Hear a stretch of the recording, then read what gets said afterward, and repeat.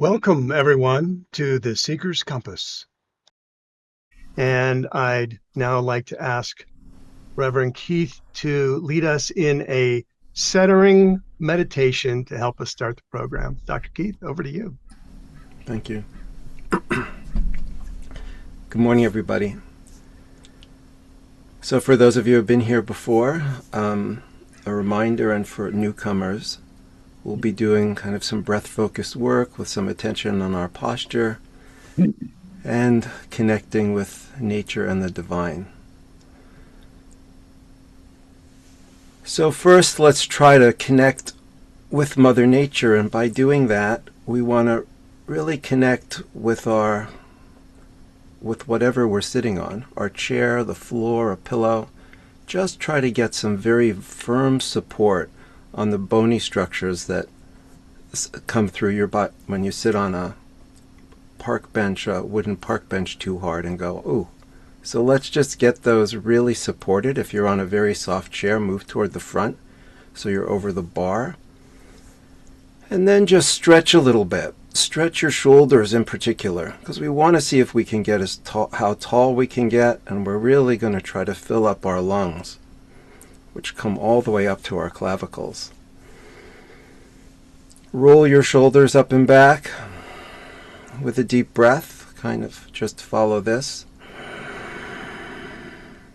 Shoulders up on the inhale, squeeze, and then slowly down on the exhale. Just do that 2 or 3 times, trying to pay attention to your posture. If you're sitting against a chair, hopefully you can move forward a little so that your ribs can move in the back. And we want to become as tall as we can.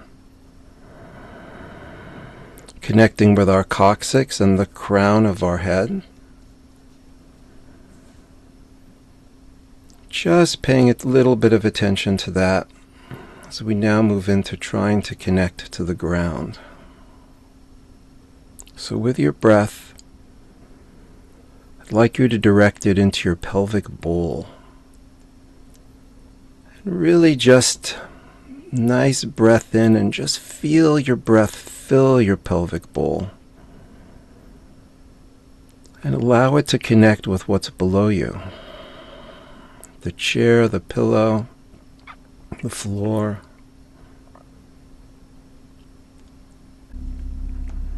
When you're ready to come back to the room, open your eyes.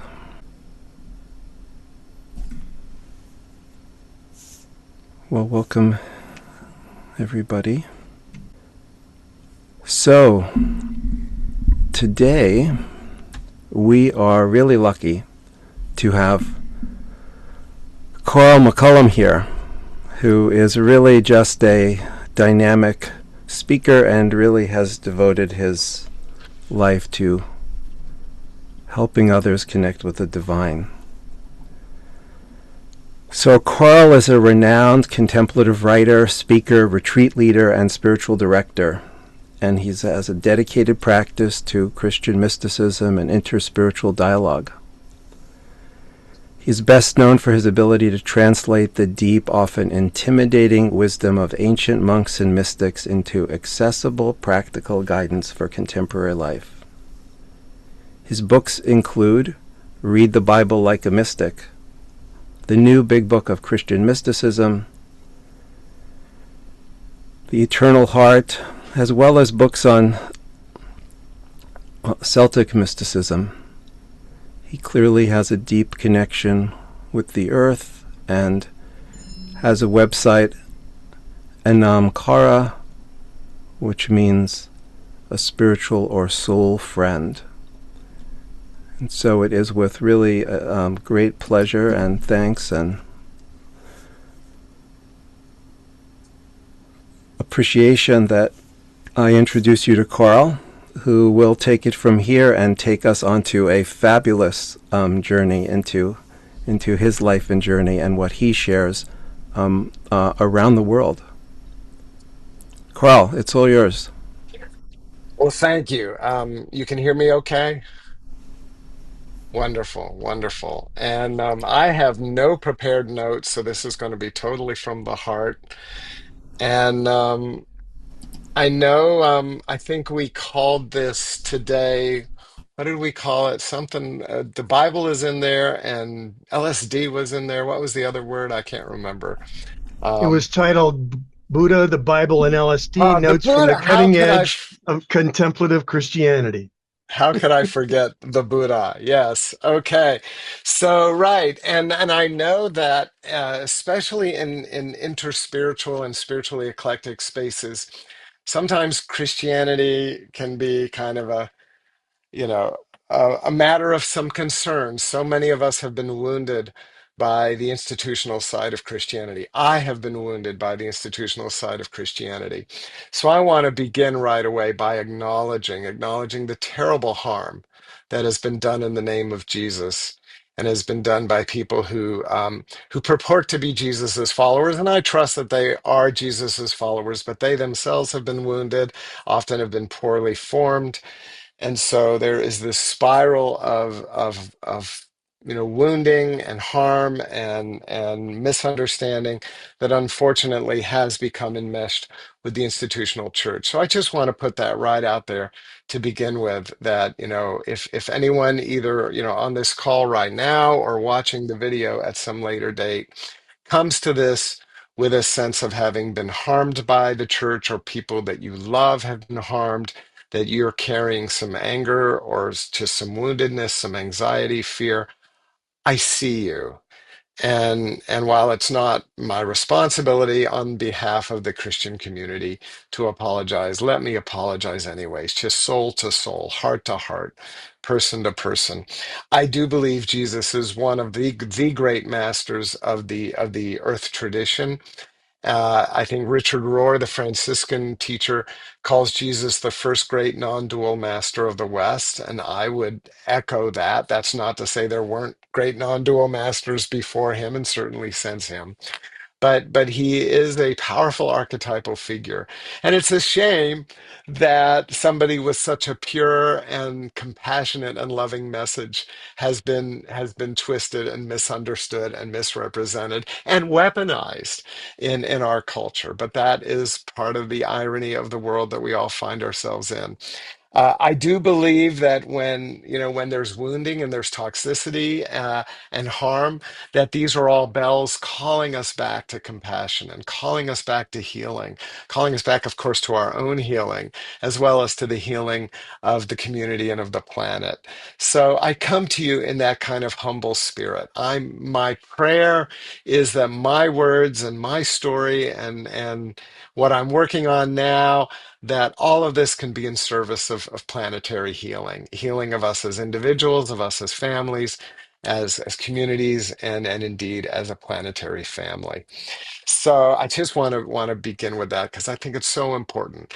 I do come out of the Christian tradition. I am. Um, we were talking before the call began. I actually am just back. I'm based in Atlanta, Georgia, but I'm just back from 3 weeks in Hawaii, where I did work with a number of different Episcopal churches. So I work with Catholics, Episcopalians, with evangelicals, Baptists, Presbyterians, Methodists, really all across the Christian spectrum. But I also walk within the Buddhist world. I have received the precepts, so I do consider myself a follower of the Buddha and a practitioner of the Dharma. My wife and I often participate in a Unitarian Universalist community here in Atlanta, so that's very meaningful for us. I have deep ties to the Celtic and pagan world. I am a devotee of the divine feminine. So all of that is in the mix, and but I do often use very traditional Christian language because I do a lot of work with traditional Christians. And so I will use that kind of language, not exclusively, but I will use that today. So it's kind of a trigger warning, for people who might find that language difficult. If that's the case, I invite you to take a breath, and I invite you to listen to the heart beneath the words. That the heart that I hope that I bring here is the heart of compassion and the heart of love and the heart of infinite, vast, caring, joyful unity. And so So, if I'm talking, about, even like some of the trigger language, like repentance, for example. Let's start with that one. Repentance. A lot of people immediately, find an immediate reaction because that word has been weaponized. What's ironic is that it comes from a Greek word, metanoia, and metanoia literally means to adopt a higher consciousness.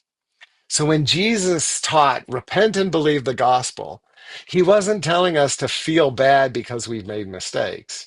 He was inviting us into a higher consciousness. And that has been lost in translation. It's been lost in translation, and then the words have been weaponized against us. So this is the tangle that we get to play with and we get to dance with, and that really my life's work is devoted to. And hopefully, we can begin to explore that. So maybe I should speak about the title of the talk first, and then I know that part of the invitation here is just for me to share a little bit of my story. So I'll be happy to do some of that, and then we can hopefully open it up for some conversation and see where it goes from there. So the Buddha, the Bible, and LSD seems like an odd some odd bedfellows, but let me touch on it very briefly. So the Bible bit. So my most recent book is this. It's called Read the Bible Like a Mystic, Contemplative Wisdom and the Word. And the story behind that is that I have been a student of mystical Christianity literally for going on 50 years now. My own spiritual awakening, my own mystical initiation, if you will, occurred when I was 16 years old. And I just turned 65, so almost 50 years. And it was out of that I began to be introduced to some of the great mystics and contemplatives within the Christian tradition, people like Evelyn Underhill, Thomas Merton, Pierre Teilhard de Chardin, Thomas Keating, many, many others, Cynthia Bourgeois, so many other, Howard Thurman. I can go on and on and on. And so I began studying the wisdom of these amazing masters, and eventually, was given the incredible honor to be able to write and teach about mystical Christianity as well. Um, I wrote a book called The Big Book of Christian Mysticism, which 2 years ago came out as The New Big Book of Christian Mysticism. And when that book came out, I started blogging about Christian mysticism.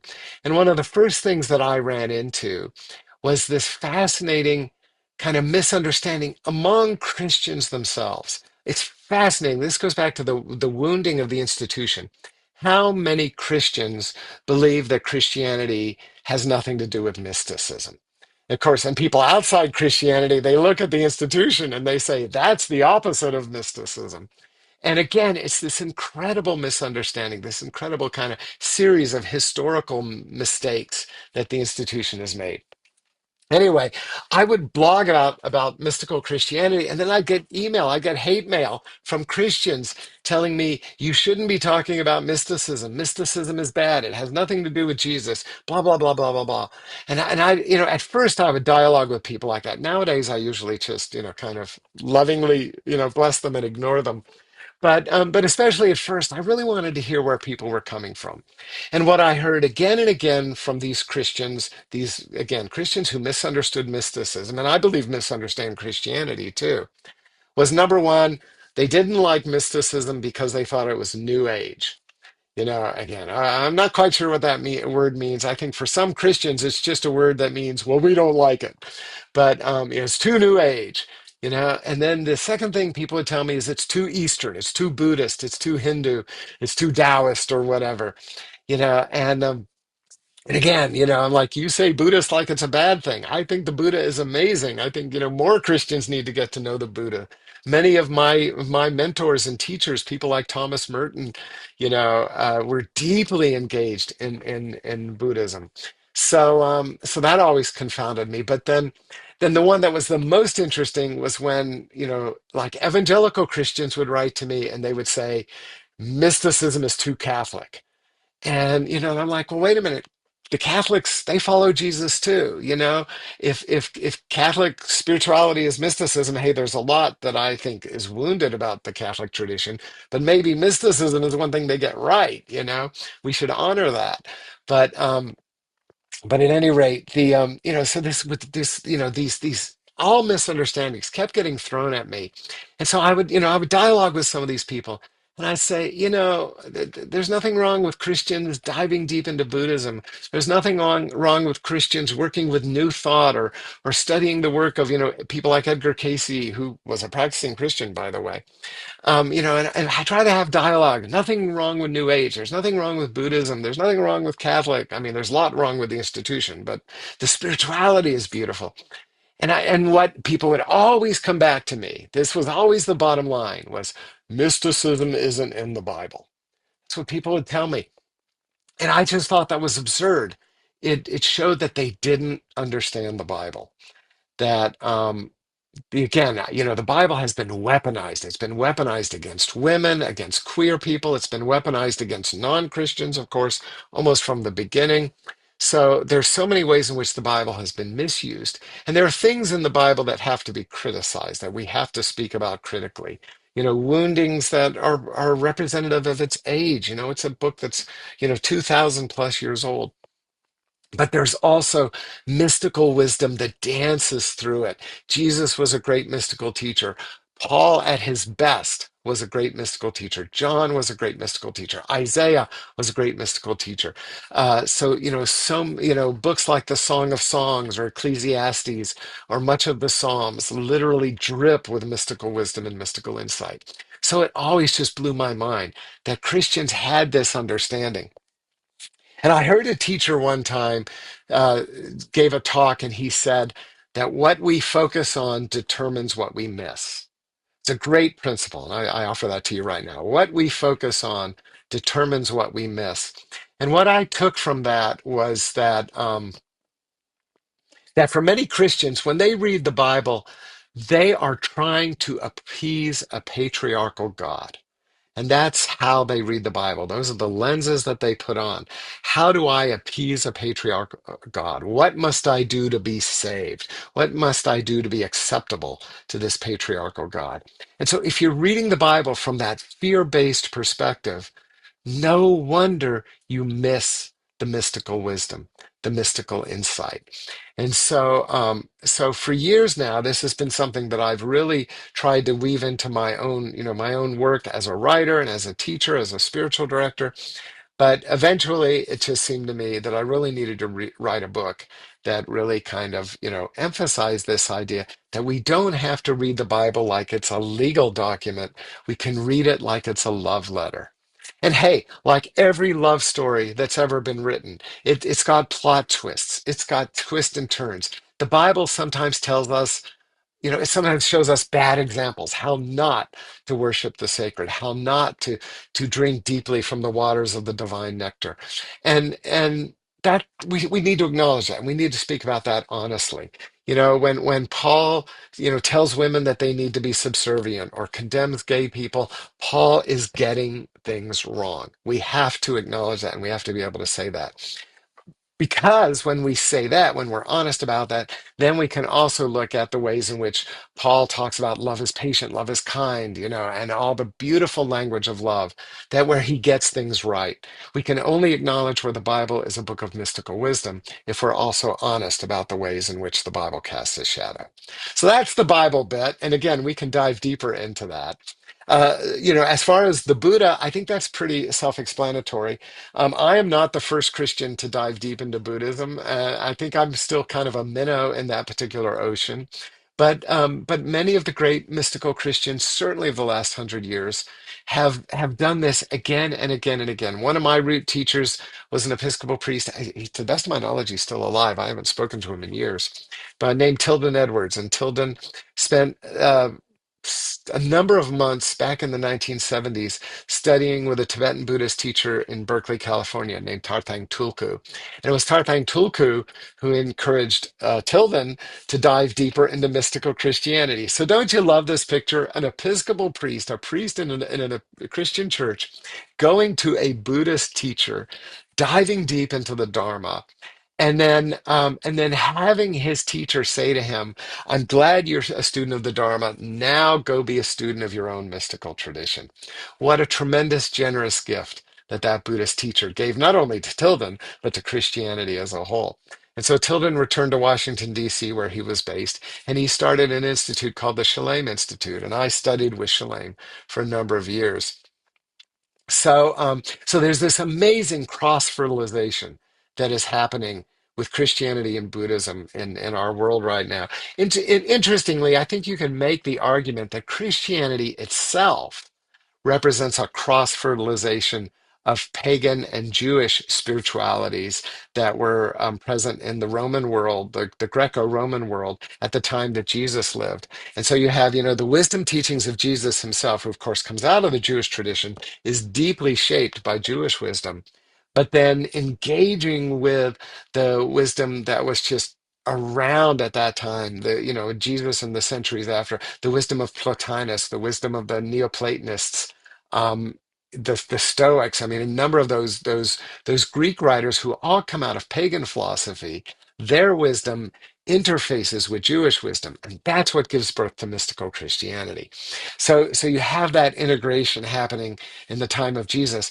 Well, I think we are in the middle of another integration now, and that is the great integration between East and West, the integration between Christian and Buddhist. And I've already mentioned Thomas Merton, who is in many ways the patron saint of Christian Buddhist mystical dialogue. But there are a number of others on the Buddhist side, people like Thich Nhat Hanh, who wrote that amazing book, Living Buddha, Living Christ, or the Dalai Lama, who has written quite beautifully about Jesus, and whose friendship with the late great Desmond Tutu is now the stuff of legend.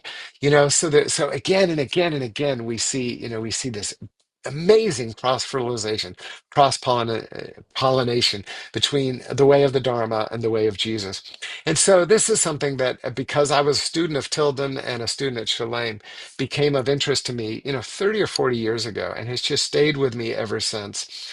And it was several years ago that I really felt myself being called deep into, not just being what I would call a book Buddhist, but really looking into how I needed to make Buddhism part of my identity and part of my own kind of initiated uh, uh, path as a student of the mysteries. So I dove deep into a sangha here in Atlanta, received the precepts at that sangha.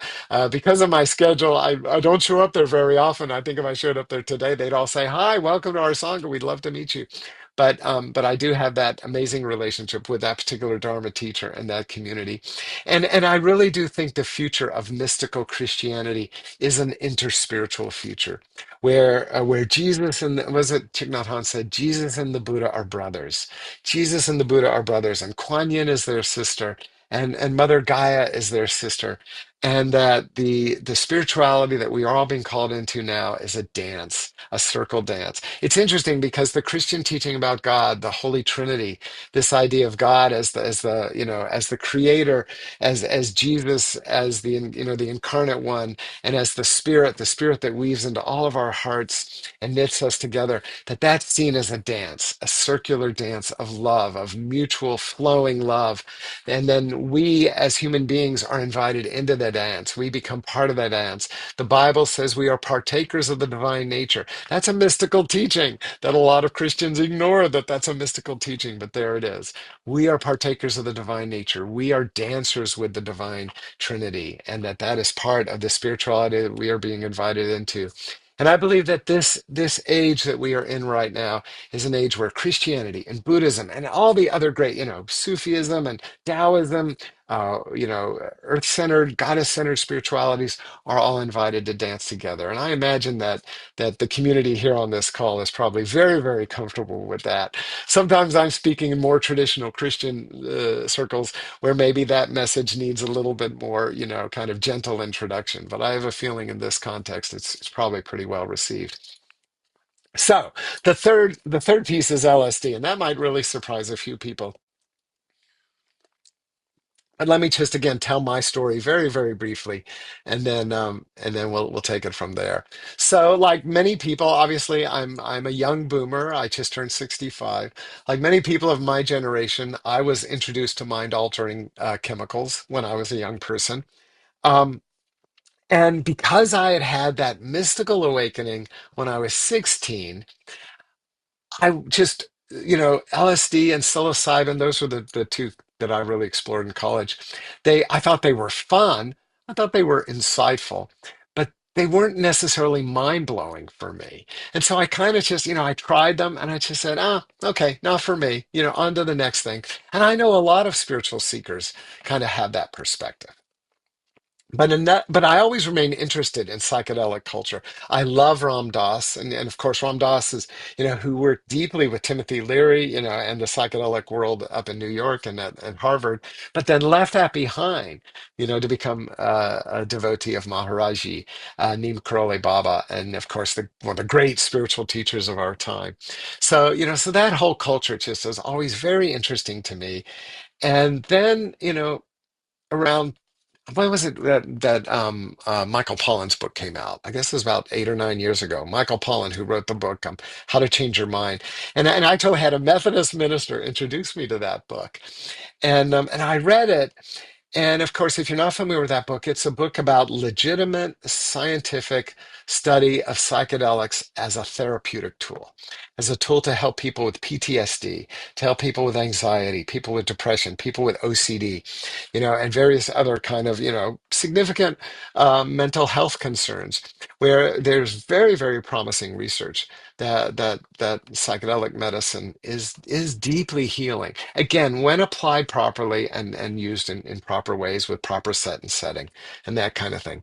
And so, yeah, I should also mention, that I'm somebody with a lifelong relationship with anxiety. Anxiety and depression have been, Martin Laird, another teacher I admire, calls them the uninvited guests. And that's certainly been true in my own heart, my own life. Anxiety and depression have been the uninvited guests that nevertheless I've had to offer hospitality to because they have just been with me since childhood. And I've been in therapy, of course, and and in fact, one of the reasons I really began my spiritual practice, which is a daily meditation practice, was in college. I was invited into that by a therapist who said, this is a great way to either manage your depression and anxiety or possibly even alleviate it. And so that certainly, has been my experience as well. But I read this book, and at the time I read it, and I live in Georgia, which is different from, Denver or Oregon or, the Northeast. Not a lot of psychedelic research going on here. But kind of prayed about it, and I said, to Spirit, if I ever had the opportunity to participate in a clinical trial, I would do it. That I just kind of made myself available. Several years went by, and then in 2023, another friend of mine, a friend who I knew through the monastic world. So again, it's interesting how Christianity has been part of this journey. We were at dinner one night, and she said, "Oh, I'm participating in a clinical trial." To help with my anxiety, and we're all just chatting, several friends over dinner, and I said, "Oh, what's the medicine?" And she said, "It's LSD." And I, having read that book and having made that promise to Spirit, I immediately perked up and I said, "Ooh, is that a study happening here in Atlanta?" And she said, "It is. It's a nationwide study, but it's happening here in Atlanta as well." So I volunteered for the study and I was accepted for the study. Of course, it's looking at anxiety, looking at people who do have generalized anxiety, um, but looking at how LSD can help to alleviate the symptoms. It was an amazing experience, of course, an amazing just spiritual experience, taking a deeper dive, looking at my own journey with anxiety. And depression, which often go hand in hand. So even if I hadn't done the medicine, I think it would have been such a rich experience. But then, I did the medicine. It was only one dose on one day, but it was probably after my mystical awakening that happened when I was 16, probably one of the great peak experiences of my life. And people laugh when I say this, but it is God's honest truth. I did that study for therapeutic reasons. I was looking for alleviation from anxiety. And yet, of course, what happened was I saw God. I had a full throttle, four alarm mystical experience. I write about it on my blog. So if you want to get kind of a long story, you can go there and check it out. But essentially, what happened was that I experienced my own death. And in experiencing my own death, I experienced just being full immersion into the light of divine love and divine compassion. And so it was really a shamanic initiation. And I came out of it and I was quoting the Heart Sutra, of course, the Buddha shows up, Kuan Yin shows up, just this amazing, amazing experience.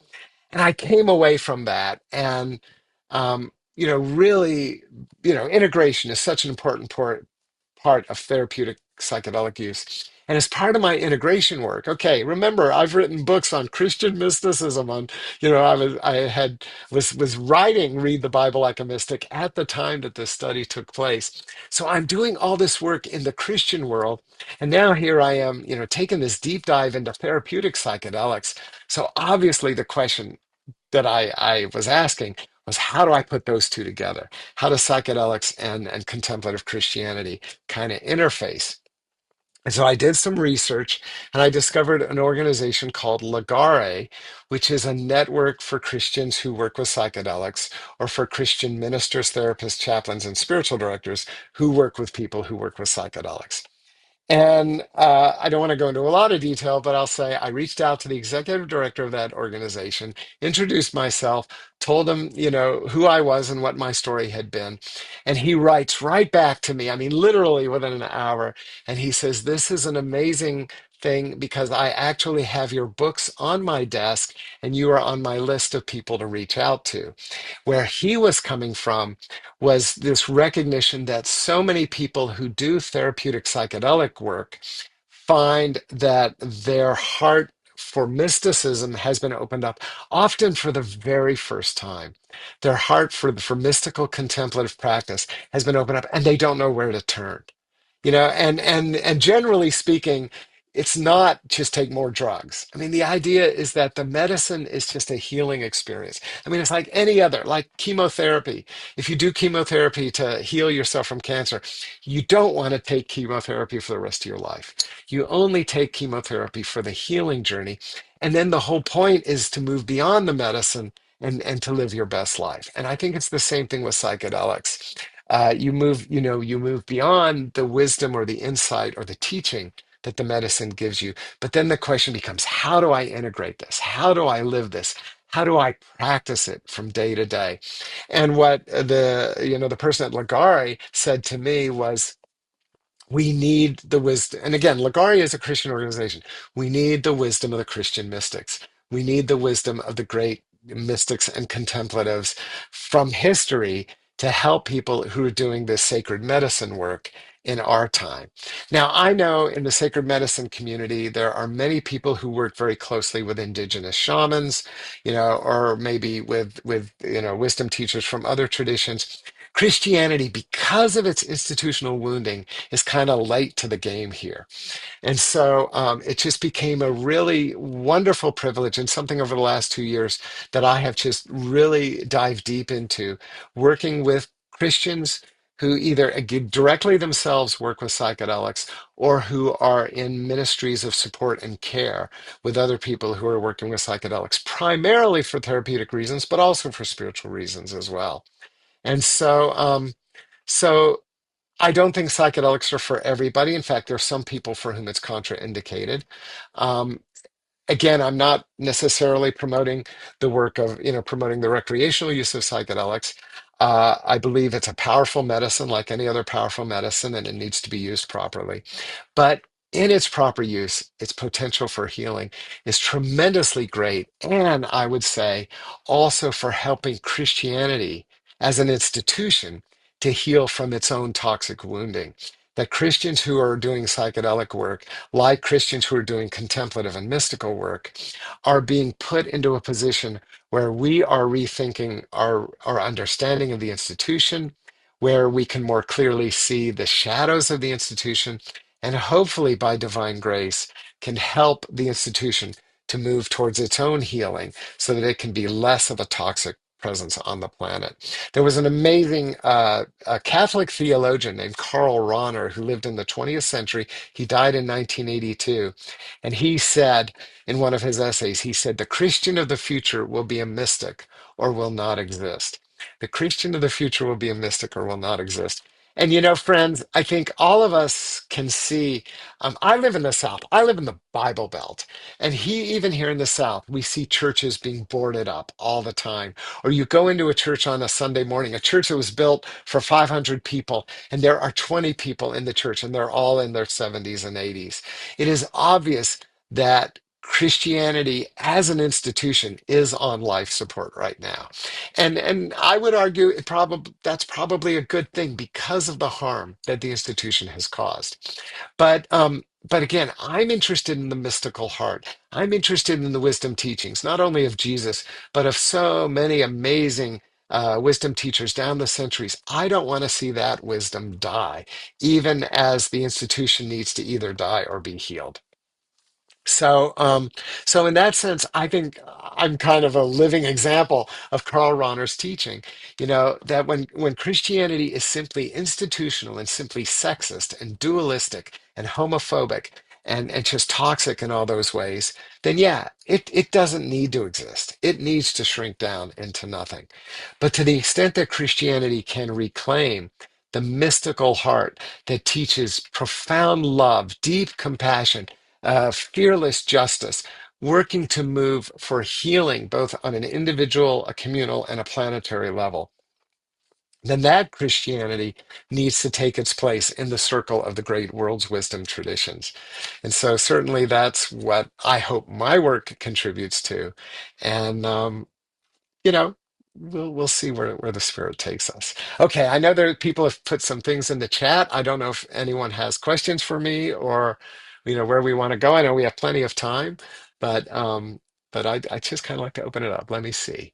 Yeah, okay. So you mentioned Ligari. You put the quote for Ligari in the chat. So that's really good. Ligari is a Christian organization, is Christian centric. Many of the people who are in Ligari are clergy, Christian clergy, Lutheran pastors, Episcopal priests, Catholic, Methodist, et cetera, et cetera. But many of them are also therapists. They're also, working in research. I mean, at institutions like Johns Hopkins or Emory, where psychedelic research is going on. Many are chaplains. Many are spiritual directors like myself, which is a paraprofessional ministry of soul guidance and spiritual care. And then, of course, just individuals who are interested in psychedelics, who perhaps work with the medicine, or who are just students studying the medicine, and then just people who want to dive deeper into that world. It's a Christian-centered organization, but you don't have to be a Christian to join. And of course, Christians of all stripes are welcome. Many people, I call myself a hyphenated Christian, a Buddhist Christian, a pagan Christian. And so, many people who are hyphenated participate in that organization as well. So if that's something that is of interest to you, or even if you yourself don't identify as Christian, but you have people in your life that do, this could be a very wonderful research. And by the way, Okay, we've so, had Hunt Priest on and okay, had a yeah. wonderful conversation with him on the And Seeker's Compass. okay, and that's who I didn't use his name because I didn't have permission to, but since you did, Hun is the man who had my book sitting on his desk. So Ah, that wonderful moment of synchronicity where and Hunt, Hunt was recently dismissed from the Episcopal priesthood. So the institution is still scared of this. And mm. Hun is at peace. Hun and I, of course, have become friends. He's at peace with this. He's very comfortable with it. He believes he's where the Spirit has called him to be. But it shows the fear in the institution that there's still a lot of resistance and a lot of fear, even though there are still many people who are embracing this wisdom as well. So yeah, so I'm so glad you had that connection. So I was asked, Lois asks, would I share the names and something about the mystics that I have studied? Well, I wrote a book called Christian Mystics that actually profiles over 100 Christian mystics. So there's no way we can touch on all of them. But I'll just mention a few that have been so meaningful for me. I've already mentioned Thomas Merton. Thomas Merton lived in the 20th century. He was a Trappist monk, died in 1968, wrote a number of amazing books. Um, and just really help to bridge the gap between Christianity and Buddhism, but also Christianity and justice. I mean, he was a fearless advocate for nuclear disarmament and for the civil rights movement. I mean, just an amazing figure. Um, Cynthia Bourgeault, who's still alive, Episcopal priest, um, deeply imbued in centering prayer, which is really the primary in the waters I swim in, the primary form of Christian meditation. Not the only one by any stretch, but a very important form. So Cynthia teaches out of that tradition, but has also she's a student of Gurdjieff, so has strong ties to the Sufi world. Very much a deep, embracing interspiritual kind of soul. Let's see, who else in contemporary world? I mentioned Richard Rohr, the Franciscan, that leads an organization called the Center for Action and Contemplation. Thomas Keating, who died about 7 or 8 years ago, but also a Trappist monk like Thomas Merton, and really the most important voice in our day for promoting that meditative form of Christian practice called centering prayer. Um, in fact, Cynthia Bourgeault has just written an amazing book where she argues that Thomas Keating will go down in history as one of the great mystics, right up there with John of the Cross or Meister Eckhart, or Teresa of Avila or some of the other, famous A-lister mystics that are respected not only within Christianity, but really around the world.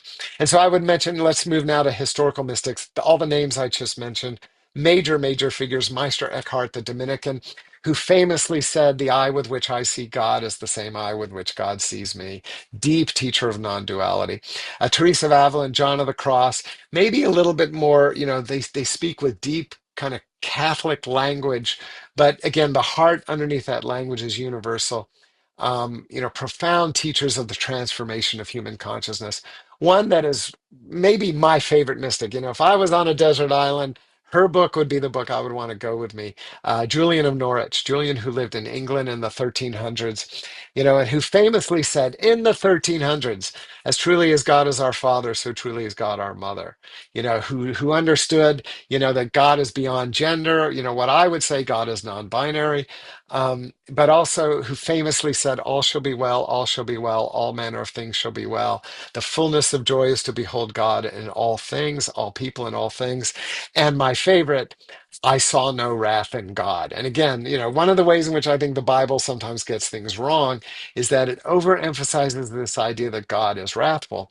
What Julian says is no, God isn't wrathful. Human beings, we project our wrath onto God. And so God appears wrathful to us. It's a brilliant teaching, makes sense of where the Bible kind of gets things a little out of whack, but then reminds us that there is a deeper truth at play here. God is not wrathful. God wants to heal us of our wrath. And so that's the important spiritual lesson to take away from here. There's so many others, but I think one other, because he's an Atlanta person, is Howard Thurman. Howard Thurman, the amazing African Hmm. American Baptist preacher, mentor to Martin Luther King Jr. I mean, a lot of people don't realize that, but Martin Luther King Jr. was mentored by a mystic, by Howard Thurman, who, in his book, The Jesus and the Disinherited, Martin Luther King kept with him at all times. It was in his briefcase when he was assassinated in Memphis back in 1968. But it was Thurman, and of course I'm going to paraphrase here. I can't quote word for word, but Thurman who said that in our heart is an island, or is a lake, and in that lake is an island, and on that island is an altar, and before that altar is the angel with the flaming sword, and we are all called to bow before that altar of deep, profound stillness and silence, and lay down all of our burdens and all of our woundedness, where we will meet the healing presence of the divine. Powerful, powerful teaching. Mystical guided meditation for the ages came, from somebody who has ties to Atlanta, and so mysticism is everywhere. And yes, even in the Baptist Church, even in institutional Christianity. Although it's Thurman also who said in the 1930s, almost 100 years ago, a message that I've been emphasizing today, that the institutional church is not a friend of the mystic, and that the mystic ultimately has no need of the institutional church. And yet Thurman stayed in the institutional church. He worked as a college chaplain and as a pastor his entire life. And I think, mystics don't need the institutional church, but the institutional church sure needs mystics. And to the extent that people can engage with the institution, a lot of people need to leave it, and I respect that and I trust that. But for those who can engage with the institution, bringing a mystical sensibility can bring incredible healing. So I hope those are just a few voices that people might find interesting. That's So terrific. Thank you for that. That is a powerful insight. And everything that you've just said really deeply resonates, Carl, with those of us at All Faith Seminary, Hmm. because that Hmm. is what we have found over and over and over again, is that our students, the people who are associated with the seminary, who have been to a number of our programs, are all in the spiritual, not religious category often, Sure, not sure, always, sure. but Hmm. often. Hmm. And they may or may not have strong ties to one particular institution, but Hmm. they bring their mystical insights with them. Yeah, And yeah, that's, yeah, I love how you said that, is that idea of, yes, these institutions need the mystics. There's no yeah. question. Hmm. They need someone to keep their eye on what we like to call content and not form. Yeah, yeah. Values rather than getting caught up in dualistic issues. And Yes, and I absolutely. think I think when you look at Jesus's teachings, the values are pure. And Jesus Yes. himself was very much shaped by his time. And so some of his teachings may find very difficult today. But I think when we look at the heart space, beneath what was culturally conditioned, we find wisdom that is still just as relevant today as it was 2,000 years ago. And I think that's what we're called to do, is to take these great wisdom teachers from the past and then ask, how does their wisdom, how does it need to be spoken into the present day? What does it mean to be a contemplative, to be a mystic, to be a follower of the mysteries in 2025?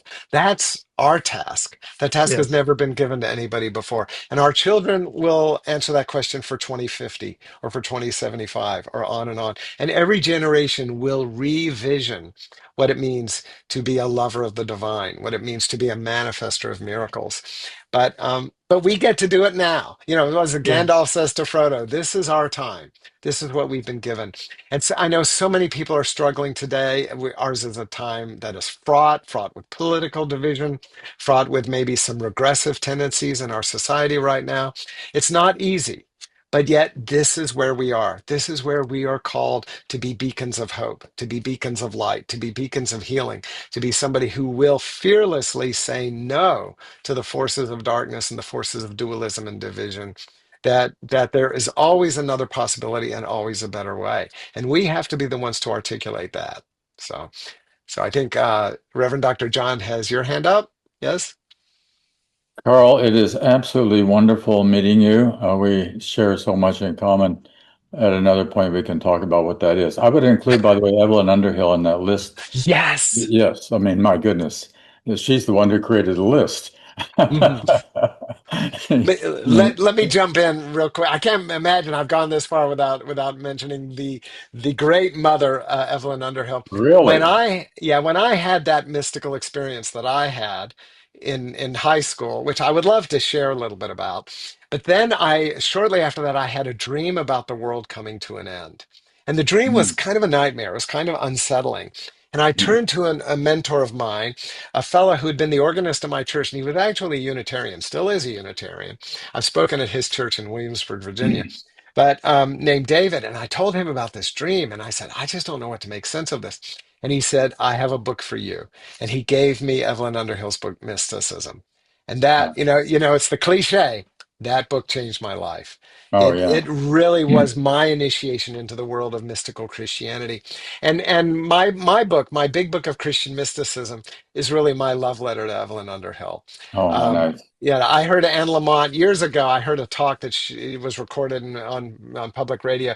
Anne Lamott, of course, the amazing writer, who also is a teacher of writing, and she was talking about her role as a teacher in this talk. And she said, "I always tell my students, write the book you wish you could have read." Write the book Um, you wish you could have read. And I'm driving home. In fact, I think I was actually at Sangha, and I was driving home. This was 10 years ago or so, and well, longer than that because it was before the big book of Christian mysticism, so probably 20 years ago now. And I remember hearing that and thinking, well, the book I wish I could write is like Evelyn Underhill updated for the 21st century, and that right, was how the big book of Christian mysticism was born. right. So yes, Evelyn Underhill is amazing. So back to you. Yeah, well, I taught mysticism on the university level for a number of years, and that was always my textbook. It was funny, it was written in 1911, a long, long time ago, but Yeah. still it was the best book for Hmm. the classes Hmm. that I was teaching, no Yes. doubt about Yeah. it. I wanted to ask you if I teach primarily A Course in Miracles now and A Okay. Course in Love. I just wondered if you've had much experience with that, and do you see how that fits in? You know, Um, I've dived a little bit into it, but my work is primarily in mainstream Christianity. And okay. so, as you know, there's still a lot of fear about ACIM in mainstream Excuse me. Christianity. So, you know, it's kind of a it's kind of a choose your battles thing. You know, I'm trying to get them to not be afraid of Evelyn Underhill. So I haven't foregrounded it in my work, but I recognize that that book has been an amazing gift to so many people and has brought so much healing and so much light. I certainly Yeah. would say it's part of the mystical canon.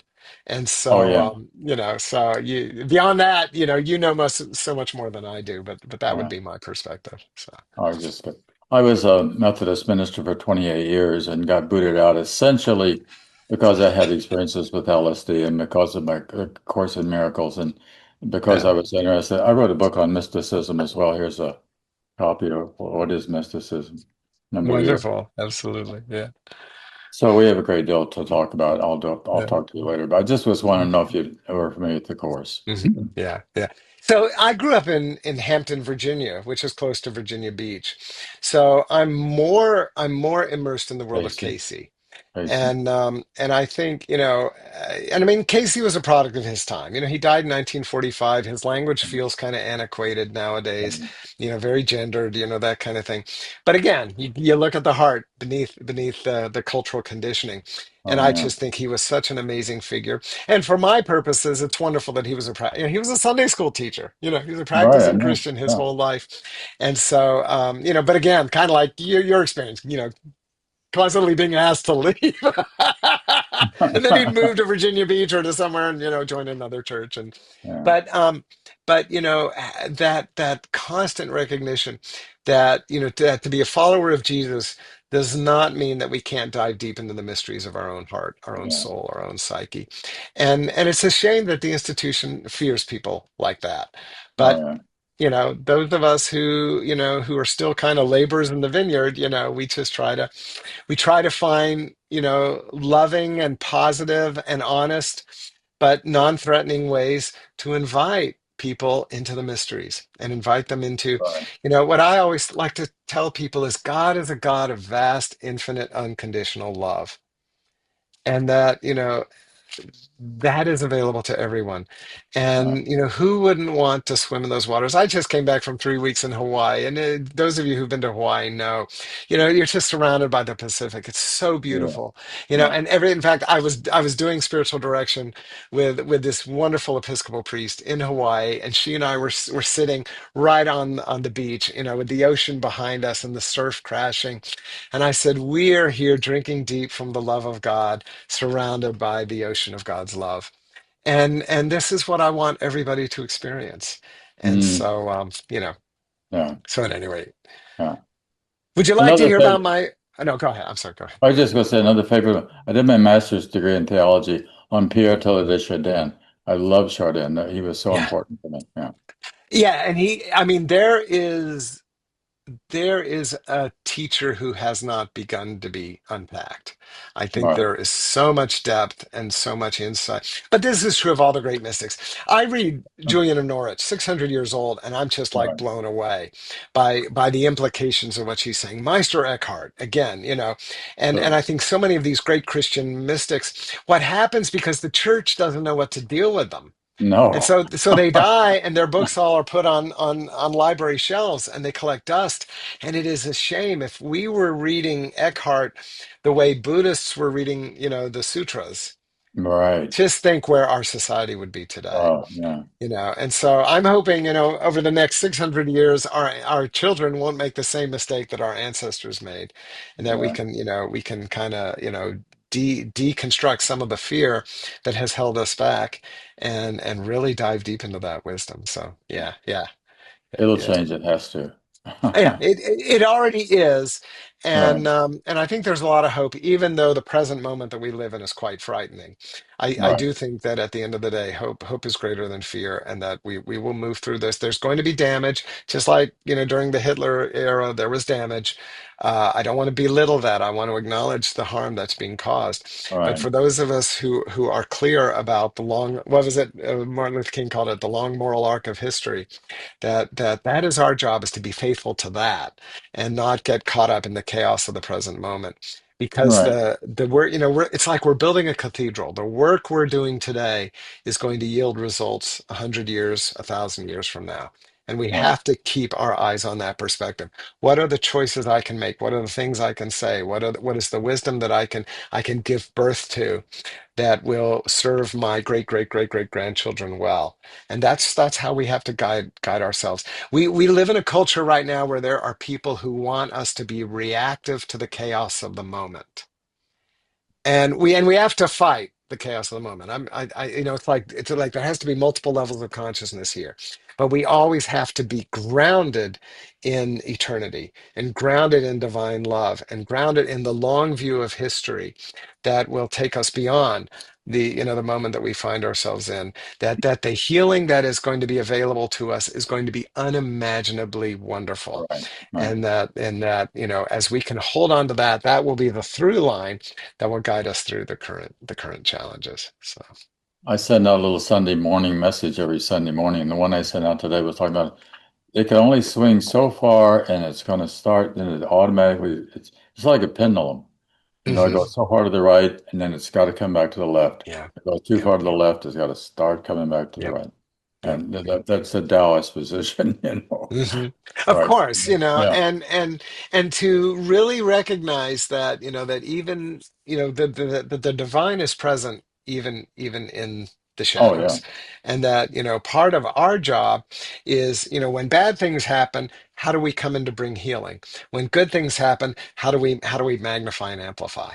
And Right. the mystic always has work to do. Regardless of what arises, we have work to do, and to trust that, and to bring joy. And that's another big thing that I think is so so important, is that institutional Christianity has a joy deficit. And we Yeah, have you know we it's have true. to embrace our own joy, and we have to live out of our own joy. And Right. that, to the extent that we can do that, there's no stopping us. And that, it's funny, because there's this whole thing in Christianity about evangelism, and we're supposed to proclaim the gospel, we're supposed to preach the gospel, yada yada yada. And most people just turn that into a big ugly stick, and then people run Right. away when you walk into the room. I mean, who wants to talk to that person? But what Right. if proclaiming the gospel meant live out of joy? Live out of joy, live out of delight, live out of eros in the richest and fullest sense of the word. I mean, we do that, and then people are lining up. They're like, what was it? From Harry and Sally, I'll have what she's having. It's Right. it's that this is what Spirit offers us, is joy. I mean, the fruits of Yeah. the Spirit: love, joy, peace, kindness, generosity, ecstasy. And um and and that's what we're being called to live into. I'll I tell talk you a about, great I'll tell you a great story. So, okay. one of my mentors was a man named Ken Leach. Ken was a priest in the Church of England, wrote a number of wonderful books. And when I was working on my big book of Christian mysticism, Ken was in Atlanta, and so I took him out for breakfast, and it's just the two of us. And I'm young. I'm at that point probably in my 40s. He's 30 years older than me. He's passed away now, so he's a mentor figure, and he has this beautiful British accent. And he says, "Carl, whatever you do, don't call yourself a mystic." And I'm like, "No." And he's like, "No." He says, "Don't call yourself a mystic." He said, "Be a mystic. There you Be a go. mystic." He said, "If you're a mystic, let other people call you that." Okay. So it's Right. like Yeah. he Yeah. challenged me. He That's challenged me. He's right. like, don't just parade the name around like, "Oh, look at me, I'm a mystic." Go be a mystic. Go embody it. Go let it emerge from your heart like a fountain flowing. And Right. then and then other people can decide whether you deserve to be called a mystic or not. And that has been one of my principles for many years. And I I agree. it's like, if and I don't care. If you want to call yourself a mystic, call yourself a mystic, call yourself a shaman, call yourself whatever. But what I'm really interested in is, are you being it? Are you Yeah. living it? Are you embodying it? And that's what I hope my work can do for people, is to help us in that journey of embodiment. So, I often talk about living what I call living a lucid life. So mhm. that, which really just means being awake, being attentive, being Mhm. not being insane. I'll let somebody else come on. Yeah. Thank you. Thank Yeah. you.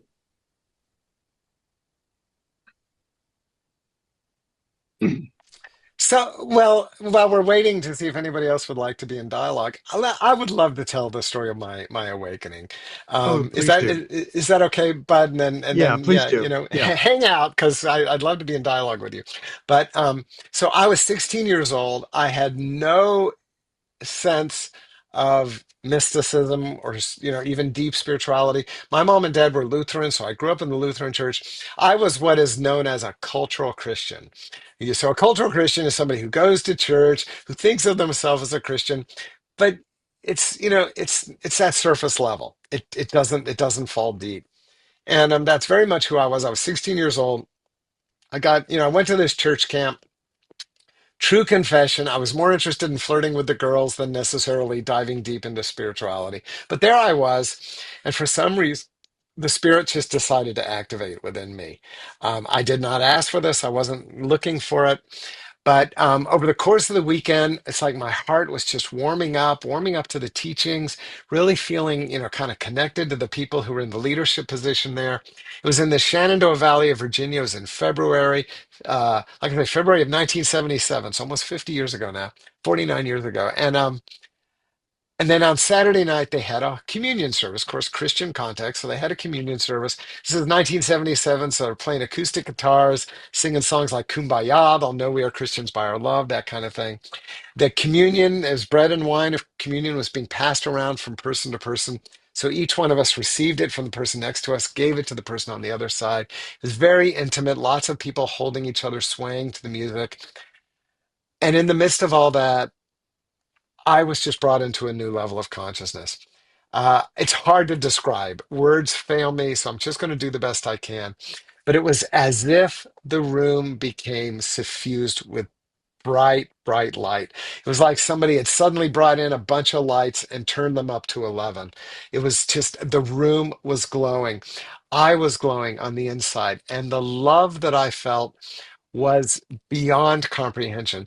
My family, my mom and dad, they weren't perfect. No parents are, but they were loving people, nice middle class background. My dad was an Air Force pilot. My mom was a stay-at-home mom. I never wanted as a child. I was never abused. I had a very privileged childhood. But even so, the love that I experienced that night was by quantum leap degrees greater than anything I had ever experienced before. I was immersed in love. I was suffused in love. Love was knit into my DNA and into my bones. It was the most amazing experience. And again, filled with light, and then time stood still. If you asked me how long that lasted, I could answer it was just a couple of seconds, or it felt like it was hours, and both would be equally true.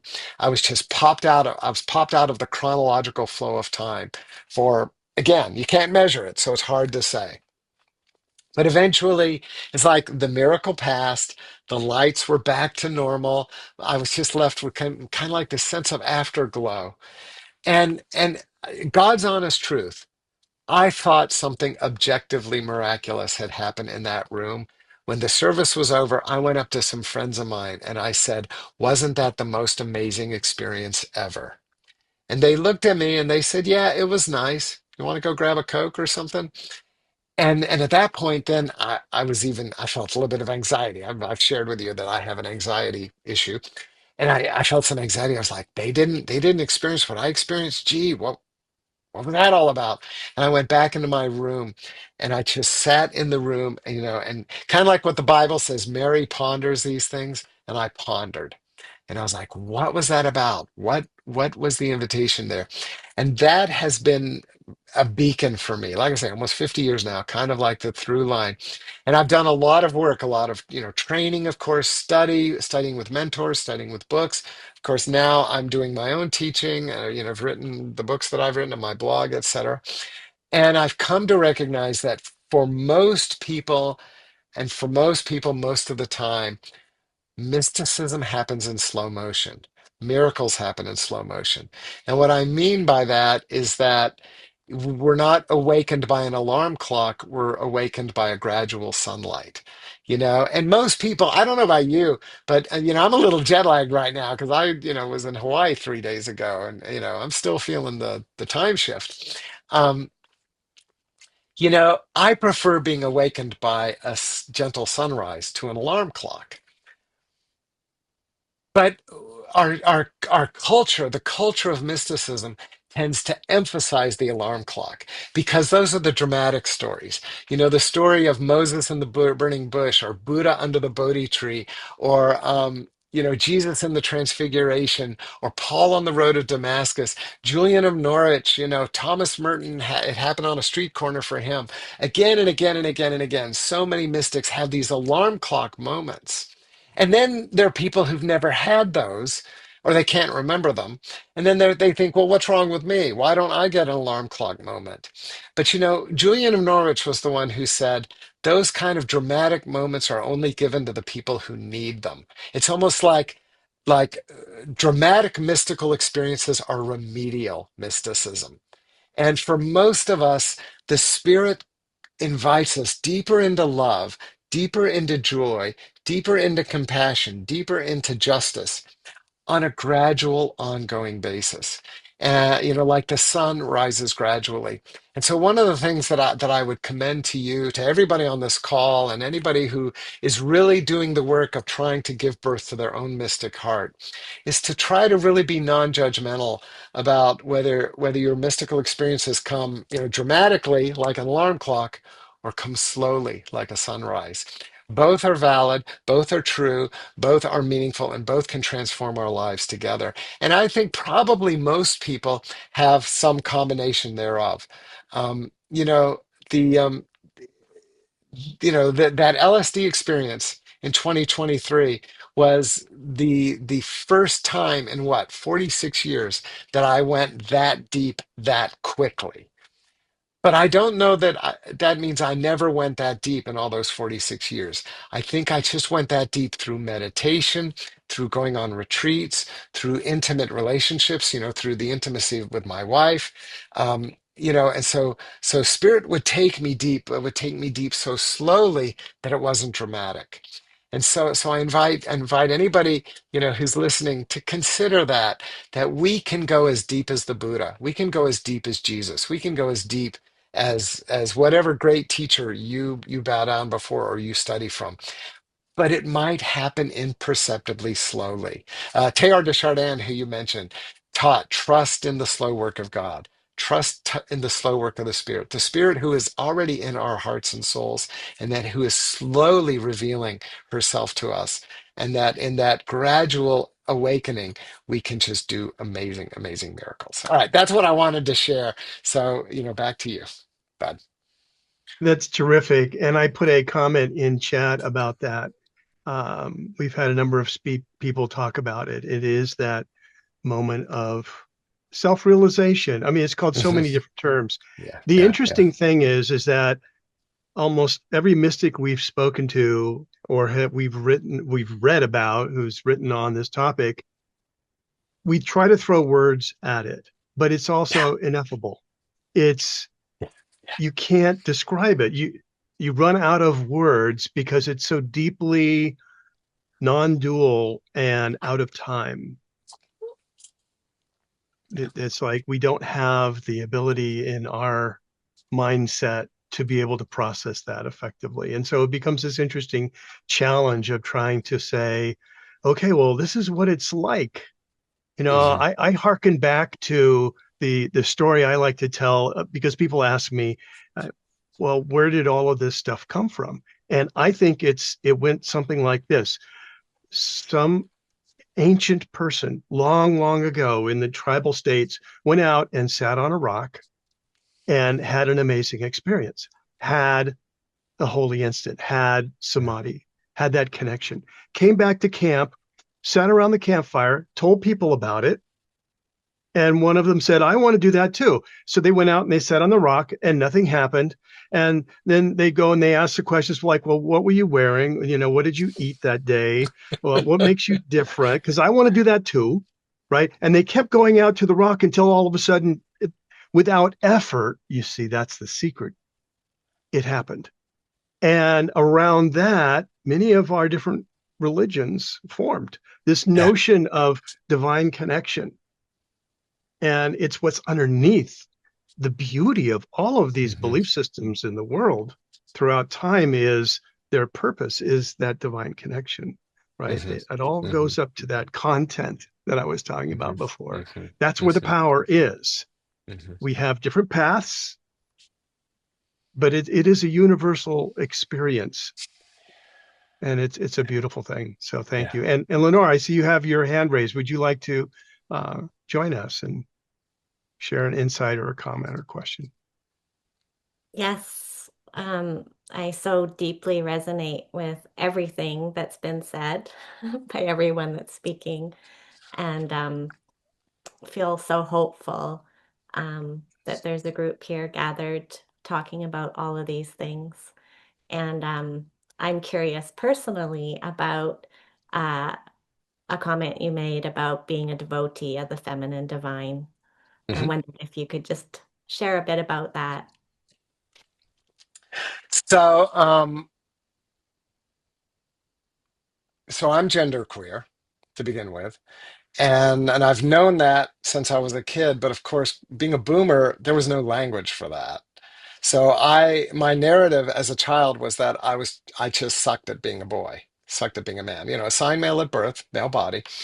Um, and it was a long, long journey to embrace my own feminine, let alone the feminine face of God. Um, when I was in college, a friend of mine read the book The Spiral Dance by Starhawk and recommended it to me. I wasn't particularly drawn, to Wicca or witchcraft, but reading that book brought me into the world of the divine feminine, the divine mother. And then again, resonances with Julian of Norwich and a few other people like that. And it just opened up you know, a whole reality for me. And for many years, I dove deep into pagan spirituality because you couldn't find the divine feminine in the church world. Mhm. I mean, it's to this day, you kind of have to look for it, although there are it's much more available within institutional Christianity than it was 40 or 50 years ago. So, Julian of Norwich said it as well as anybody else: as truly as God is our Father, so is God our Mother. And what I take that to mean is that we have to hold our own experience of gender lightly. I mean, gender is a profound mystery. We all have, we have our DNA, we have our endocrine system. Estrogen gives you a different experience than testosterone, that kind of thing. But we also have social, all the social overlays and how those shift and shimmer over time. Um, so there's the question of negotiating, how we do gender just on a human level, but then also then how we bow down before the mystery and recognize that in the divine, what we are offered is infinite love, infinite joy, and infinite freedom. And that freedom includes to recognize the feminine face of God as well as the masculine, as well as the non-binary face of God, but then also to recognize that the face of God that we see is mirrored within ourselves. You could Carl Jung, the idea of the animus and the anima. I won't be so bold as to say I believe everybody is non-binary, except that I believe everybody is non-binary. But most of us, the needle goes one way or the other, and that's fine. It's great. My wife is absolutely cisgender. What's that song? I love being a girl. That's her to a T. And I think it's great, and she accepts and loves me as I am. And so, and I've got friends that are totally butch, whether they have male bodies or female bodies, that's great too. So it's not, the spectrum is the spectrum. The question is, where's your sweet spot on the spectrum? And then to Mm. acknowledge that God is infinite possibility and infinite experience. And so, I mean, sometimes I really love having a daddy. A daddy God. I'm all for the God who is the loving, strong, powerful, caring father. But, I'm not so crazy about the toxic male god. Mm. And so, I think, the divine feminine is such a healthy corrective to the patriarchal toxic male god. And so, and then the non-binary is a God who just embraces it all and invites us all to find that place where we exist on the gender sexuality spectrum. I hope that's helpful. Oh, that's so beautiful. Thank you so much for sharing. Hmm. Thank you. Thank you. Thank you, Lenore. And Lorraine, I see you have your hand up.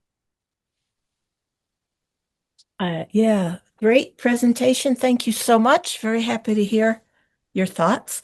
Um, Coming back for a minute to the Bible, and I am not a great Bible scholar at all. Curious about, from a mystical perspective, about the choice of the books that are included in the Bible and that Mm-hmm. were omitted. Yeah, yeah, yeah. And And before you dive in, Carl, I want to add something. In chat, I put links to Wikipedia to both the canon and the Apocrypha because this is a deep topic. It's a yeah. huge topic. And I, my knowledge of the extra canonical writings is pretty much limited to Thomas. Okay. So, I mean, that's the thing, there's such a, they're the Enoch books and there are the various Gospels and the various Acts and so forth. There's a tremendous, tremendous literature out there. Um, and part of it, again, when you consider I come up out of Protestant Christianity. I have been either a practicing Protestant, practicing Catholic my whole life. I spent 20 years engaged in the Catholic religion. I'm, fraught relationship with the institution, but still love the spirituality. So I have pretty much worked with, again, whether you're Catholic or Protestant, the 66 or the 73 books. And there's lots of mysticism in those books to go around. But I do think, again, my knowledge primarily being Thomas. I mean, Thomas is amazing. It is Mhm. so, so amazing. In fact, just what I was just talking about the gender queer experience, Thomas has some wonderful teachings on gender, and wonderful teachings about finding the divine within. So that's just one great example. Now, I don't know enough. I'm not enough of a scholar to tell you, how Thomas got suppressed, how it got left out, what the conspiracy, where the bodies are buried. I just don't have that knowledge. I think it's interesting that people explore that, and it's helpful for the larger conversation to try to unpack some of that. But, I also think, you know, if you're a Christian, you don't have to limit yourself to just those 66 or 73 books. The books that got left out are fair game for personal study. And if you're not a Christian, it almost doesn't matter. Just read whatever spirit calls you to read. But yes, there's wisdom there and some amazing people who are doing commentaries. Cynthia Bourgeot, who I mentioned, has done a lot of work with the Gospel of Thomas. So, so there are more and more resources. I think a lot of, even, institutional practicing Christians are beginning to recognize that Thomas is such an important book. And then the others, I think it's just great that people are doing that research. I'm eager to learn more myself. So, Thank you. Thank you, Lorraine. Appreciate that. Yeah, in the Mysticism track, we actually do have a book that we recommend on the Apocrypha as we kind of touch on all of those areas. And mhm. Thomas and Mary and Judas always come up because Yeah. those are just fascinating books to understand, and it changes your perspective. The Yeah. challenge is that since a lot of it came out of Nag Hammadi, the the books are in many ways missing. There's pieces of it. Yeah. When Yeah. when you read Mary's gospel, you're right in the middle of a conversation between her and Jesus. And you want to know, wait a minute, what was going on before? Ah, But, we don't know what's still out there. right. Yeah. And I do think there's a certain kind of consciousness kind of thing going on. When the human family is ready for it, those manuscripts will appear. And so I just kind of, trust. I know it's frustrating. It's like, oh, I was in Honolulu last week. In fact, a week ago today at the cathedral, and the wonderful writer Kathleen Norris is a member of that church, and she and I had known each other. We'd been on podcasts together, so it was great to see her. She had on this T-shirt that said, "Still upset about the Library of Alexandria." And I'm like, I love your shirt. In fact, you go to my Instagram, and you'll see a I picture feel of, that. And that's another example, again, our inhumanity to ourselves, that somebody would see fit to burn the Library of Alexandria. How much wisdom was lost there? How much wisdom was lost when the manuscripts were damaged at Nag Hammadi? And then I think what we have to do is lament that loss and work hard to be the best versions of ourselves today. What can I do to expand human consciousness today, to live more deeply in love today? And then I think, there may be some great treasure troves still to be uncovered. And, who knows where that will take us when that happens. I love what you just said, and that's so important. And just as an aside, as decades of being at IT, I can't express the importance of backups. So, Yeah, yeah, absolutely. Absolutely. So, and Don, you added a question in chat, and I'd love to ah, hear your insights on that, Carl. yeah, a great question. So, again, we'll talk about my experience when I was 16.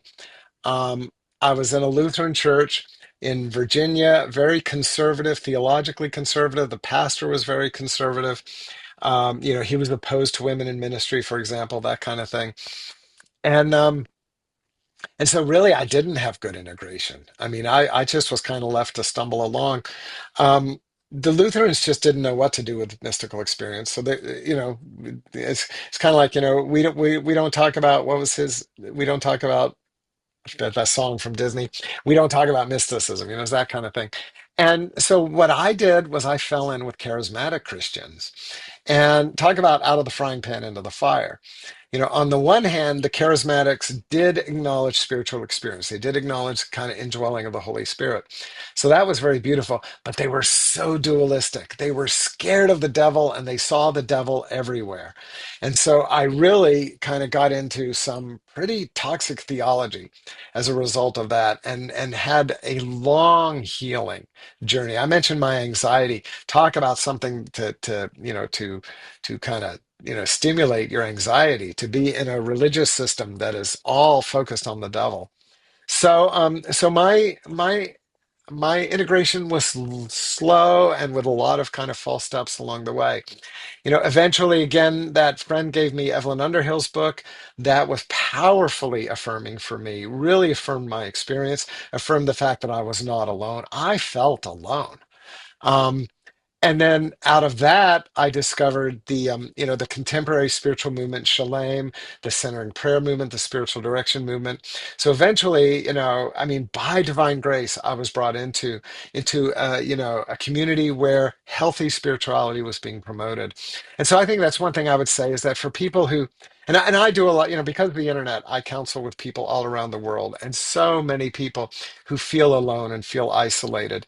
And my, I guess my word of wisdom would be, you're not alone. Maybe you're alone in your community, in your neighborhood, but there are kindred spirits, there are angels and spirits, ancestors who are with you and are supporting you. And it's so important to keep the faith, to keep the faith yourself, that your call into the light is a sacred call, it is a holy call, it is a good call, and that you can be led. The Spirit wants to lead all of us into relationship, into communion with other like-minded souls. We may have to find them online. We may have to find them through conferences or through programs like this one. But people are out there. When I was in Hawaii, I connected with some people who I've known online for years and had never met them in person. And to be actually to hold the person and to have that hug, where there was already this deep heart-to-heart connection.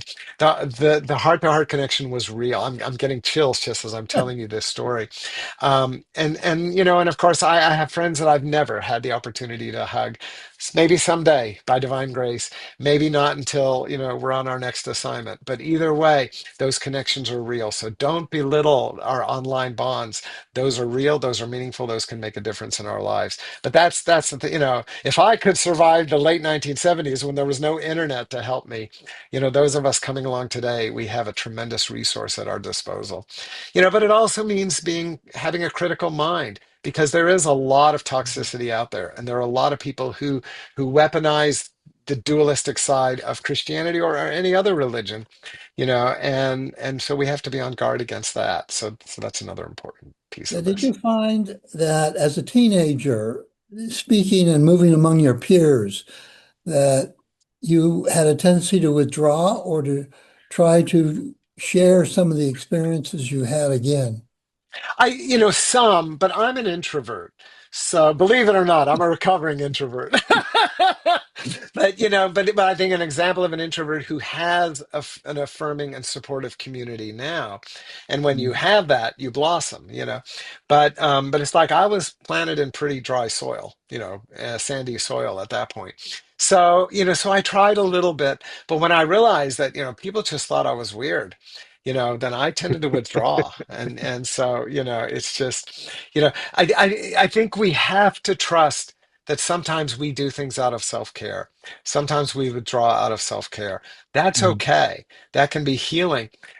But we have to find ways not to drop anchor there, because it is human nature to be in relationship. It's human nature to have family and friends and connections that we can share our most intimate stories with, and we can listen to their most intimate stories and look for those points of convergence and those points of challenge, because they challenge us to grow.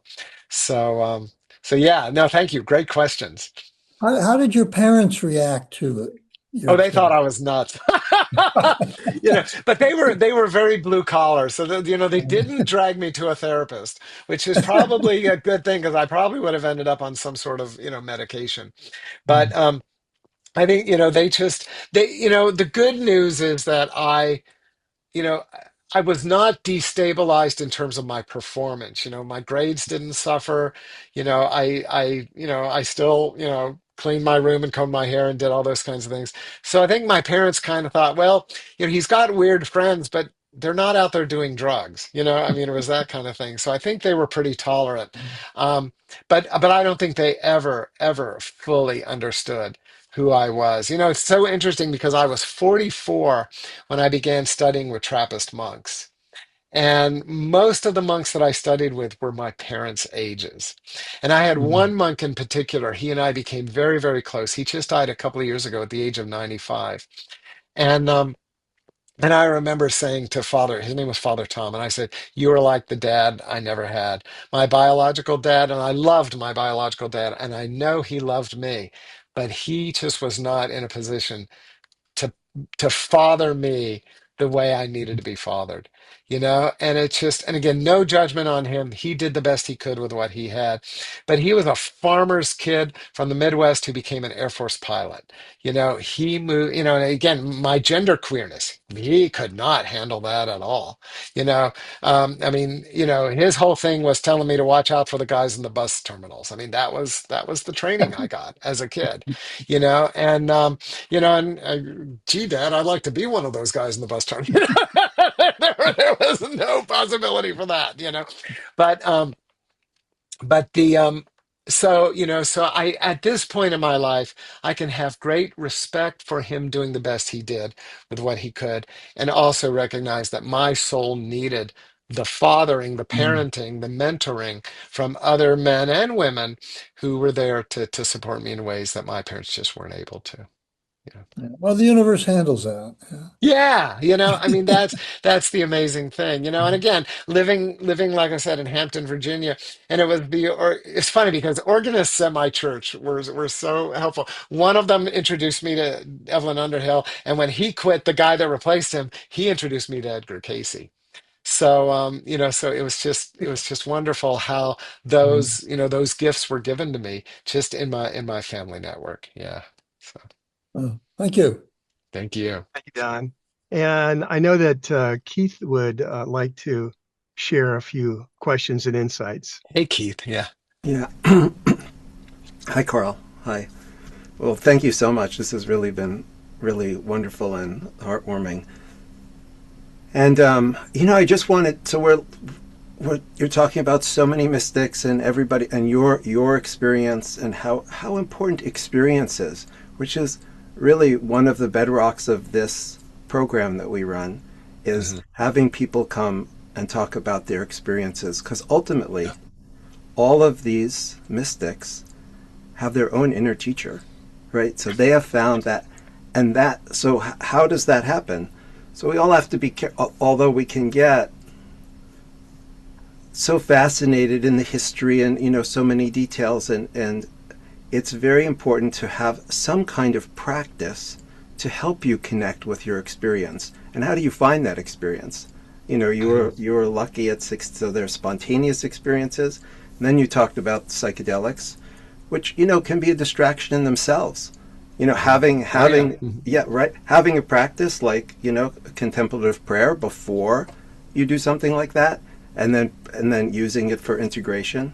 So finding your inner teacher, right? How do you do that? How do you do that? And by hearing from everybody and their paths, hopefully it helps us stay there and stay with that heart, because that is really ultimately, right, it is that love, right? Ultimately it is. Yeah, go ahead. Well, I was going to say, back to the Bible. The Bible is so clear that the Holy Spirit is in our hearts. Hmm. It explicitly says, hope does not disappoint us, for the Spirit of God, no, for the love of God has been poured into our hearts through the Spirit who has been given to us. The body is the temple for the Spirit. There's very clear teaching there. But again, the institutional church has tended to ignore that because it's so busy trying to appease the angry patriarchal God, which is just a projection anyways. So it's like we're playing this very complicated game of hide and seek just within the Christian context. And I would argue that that may be true in a larger context as well. I mean, I know Buddhists who get caught up in the external form of Buddhism, or who, as my Dharma teacher talks about Buddhist fundamentalists. I mean, it sounds like a contradiction in term, but they exist. They're out there. And so fundamentalism is a level of consciousness. That was something I learned from one of my teachers. And so that level of consciousness is universal. Many people blow through it when they're teenagers. Others are still stuck in it when they're in their 80s. So it really does depend. And like all levels of consciousness, there's flow. So, on good days, maybe we're in a more mystical state, and then something traumatic happens or something difficult happens, and we might flow back to a more dualistic consciousness. It happens. And so like learning, Jesus's core teaching, do not judge. When we suspend judgment, we create room for the non-dual to emerge. When we judge, we pop back into the world of duality. And so, so this is a continual challenge that every one of us has to struggle with. And I think my point, Thomas Merton said, there is no method for this seeing, mystical seeing, but the gate of heaven is everywhere. And I believe that is true teaching. And so, for me, I found it in the Bible, Romans 5:5, if you want to look it up for yourself. Other people find it in A Course in Miracles. Other people find it in the Gospel of Thomas. Other people find it in the Dharma, in the Heart Sutra. They find it in Taoism. They find it in sex. I mean, there's the whole kind of sacred sexuality movement, Tantra. Again, the judicious and proper use of psychedelics can open up that doorway. Many people find it through service. The path of Mother Teresa, the path of just selfless service to others can be a profound teaching. I mean, what are the four yogas? There's let's see if I can remember them now. Karma, Raja, Karma, Raja, Bhakti. Bhakti, Right, and Jnana. So right. Bhakti yoga is the path of devotion. In the Christian world, those are your charismatics. Yeah. Those are the ones who sing heartfelt songs. The Christian music. I have a friend who he's retired now, but was a member of a major Christian rock band. I mean, the theology is not my theology, but there was deep Bhakti energy in that world.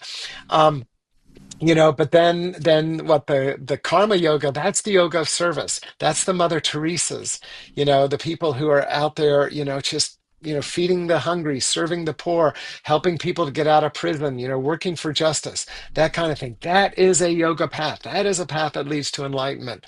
And then the Raja Yoga, that's the yoga of meditation. Those are your monks and your mystics, the ones who do that deep inner work, who find that inner teacher and who listen to it, and then who are engaged in creative engagement with fellow monks and mystics and contemplative to try to raise the vibration of all of us.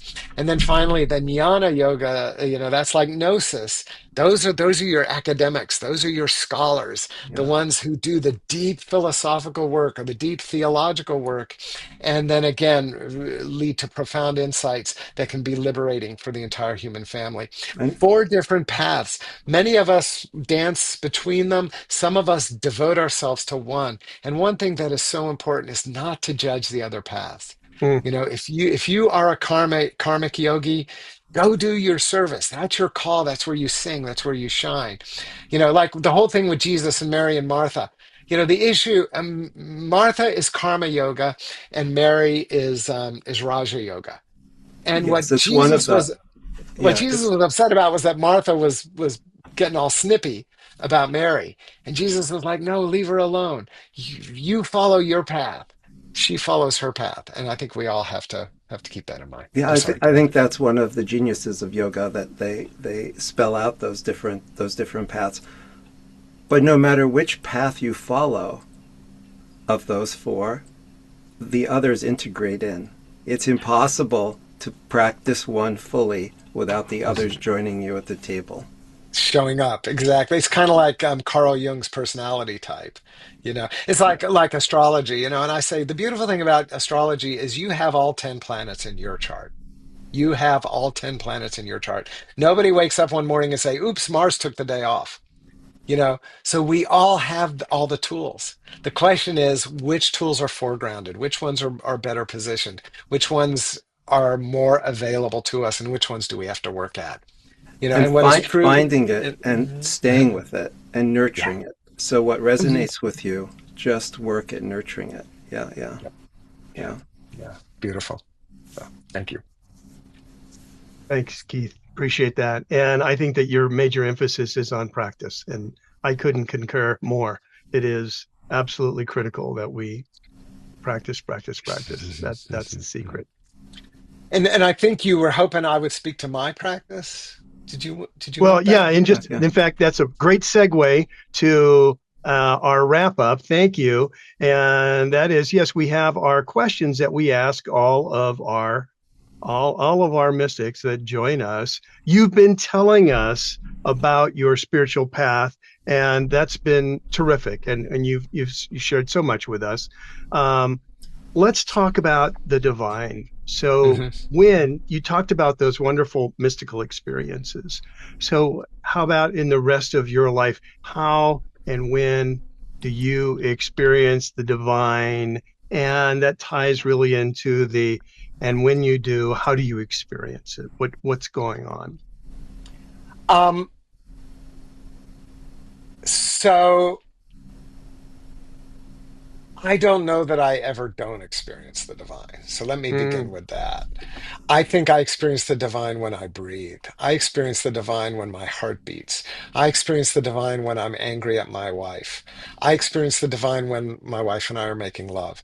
I experience the divine when I'm standing in Hawaii looking at the ocean and feeling so much gratitude for such an amazing planet that we have been given and that we need to take better care of.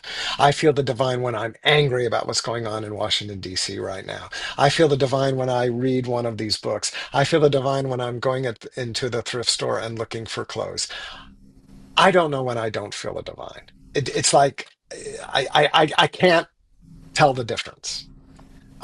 Yes, there are certain experiences I love. I'll take making love with my wife over having a fight with her any day of the week. But I am absolutely persuaded that I am a complete manifestation of the divine, and she is a complete manifestation of the divine when we are snipping at each other. I have no question about that. Now, do I forget it?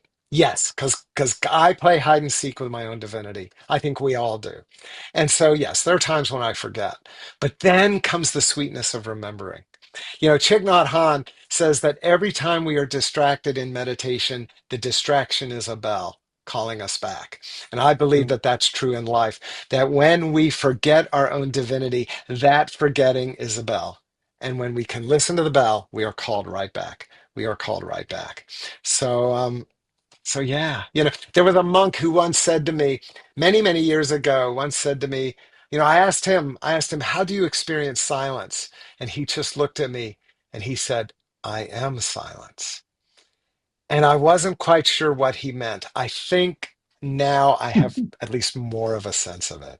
We are silence. We are joy. We are love. We are compassion. We are miracles. We are mystics. Again, back to my friend. Don't call yourself a mystic, be a mystic. Except I would say, well, it's okay if you call yourself a mystic, but still, be the mystic. Be the mystic. Be the joy. Be the compassion. And yes, and I have good days and bad days. One of my wife's favorite sayings is always do your best. Some days your best is better than others. So she takes the four agreements and kind of puts an addendum on them. But that's true. Don't judge. Don't judge those days. When I have a fight with my wife and I'm like, "Oh, I'm so sorry I lost my temper with you." And she's usually like, "Yeah, it happens. I lose my temper with you too." It's like don't judge it, just move beyond it. It's like, hey, wait a minute. I'm much more happy when we're flirting and playing and having fun. Let's go back there. No need to judge, you know? Move forward. Now, obviously, if you cause harm, then you need to repair that. I mean, that's important. But generally speaking, the less we judge, the more we love, the better off we are. So Thank you. Yeah. By the way, big fan of the four agreements over here. Yeah, absolutely. mhm, mhm. Number two has so So informed my life. Don't take anything personally. yeah, yeah. What So, challenges have which brings us to our next question, of course. Well, I think I've already touched on most of them. Clearly, the institutional church. The institutional church does create a lot of harm. It's still creating a lot of harm. But the institutional church also has the treasure within it. So I have Mm, a very complex relationship with it. Like Howard Thurman, I'm not ready to give up on it, but I do think we have to speak honestly about it. I think my anxiety and my depression has been a tremendous, tremendous challenge and has oftentimes led to a lot of self-sabotage. Um, so those are probably the but big wait, but ones. but haven't those points in your life been a double-edged sword? Haven't they also been used by spirit to help you awaken?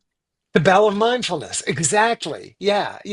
It is kind of like learning, it's like an alcoholic who, when they finally go into recovery and they say, I give thanks for every drink I ever had, even with all the harm it caused, because I needed that many drinks to go into recovery. Hmm. There's some wisdom there, so Hmm. yeah. Yeah, I Hmm. wish, you know, I Hmm. I wish I didn't have anxiety, but I do. And so the Hmm. question now is, how do I dance with that? The uninvited guest, how do I offer the uninvited guest hospitality? When depression shows up, and it still does, I have good days and bad days. When it shows up, at least now I'm more likely to say, oh, there's depression.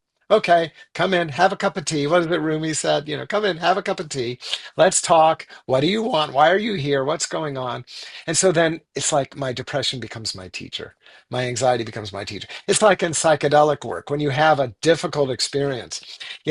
I heard a teacher, it was Bill Richards, who said, when you see the anaconda coming after you, don't run away from the anaconda. Jump into the anaconda. Be the anaconda. Ask the anaconda, why are you here and what do you have to teach me?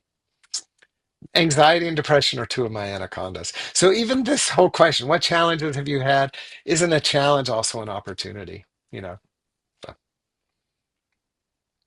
And so the next question. Well, I hope I've made that obvious. I love being alive. I love I love the wisdom of the mystics. I think the mystics are interesting. They can be infuriating. I've learned so much. My life has been a life of continual growth. I mean, God willing, I mean, my parents made it in their late 80s. God willing, I have another 20 or 30 years. I just can't wait to see where it goes. Hmm. What is going to continue to blossom and continue to unfold. I love when I have opportunities to serve others. I love when I have opportunities to learn from others. But I also love solitude. I love, going out into the woods and being by myself and again Hmm. listening to that voice within. So, I think what do I love about my path? I love that my path is a path of love. Maybe that's what I need to say. Oh, that's a great way to say it. Yeah. That's terrific. So tell us about your spiritual practice. I am a practitioner of centering prayer, which again is just a Christian form of meditation. It's working with a sacred word. But the idea is you release the sacred word as you settle into silence. So it's a little different from a mantra. I do that. I have a stable daily practice. On good days, I'll do it more than once a day. So that's the primary practice. Obviously, I'm a voracious reader. My writing I consider part of my spiritual practice. My ministry. So doing counseling, spiritual direction, teaching, all of that I see as part of my daily practice. Weekly, yeah, I'm almost always in some sort of a faith community. Today it's this. Hmm. Some days I show up with the Episcopalians or the Catholics or the Unitarians. Occasionally I will go to Sangha.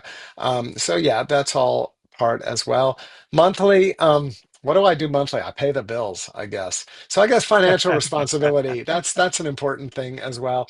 Annually, it's very important for me to go on retreat.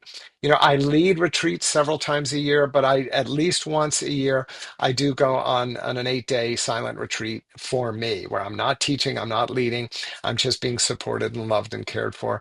My wife and I do make a point of having 1 week a year where we just totally unplug. We're just at the beach, we're just listening to the surf, meditating, loving each other, and occasionally eating too much chocolate. And so even though that's vacation, consider that spiritual practice as well.